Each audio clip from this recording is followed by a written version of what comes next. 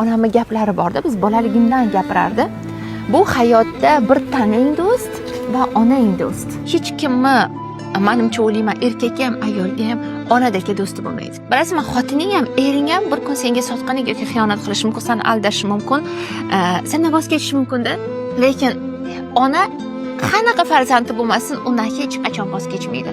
Men o'ylaymanki, eng yaqin do'st agar onangiz tirik bo'lsa, bu sizning onangiz hisoblanadi. Men onamni to'laqonlik o'sha endi psixologiyada bor bir qabul qilishni boshlaganimdan keyin, qabul qilib bo'lganimdan keyin haqiqiy meni do'stim ekanligini bilib oldim-da.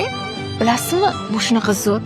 Onang bilan ona bolalik rishtalari boshqada, lekin ona bilan do'stlik rishtasi butunlay boshqacha. U senga xiyonat qilmaydi. Ishoning. Qanday holatim bo'lsa yoningda turadi. Puling bormi, yo'qmi? Yiqildingmi, surindingmi? Haydab yuborishdimi, qoqildingmi, seni bo'lib tashladimi? Seni terib olib uradi. Bag'riga necha yosh bo'lishingdan qat'iy nazar.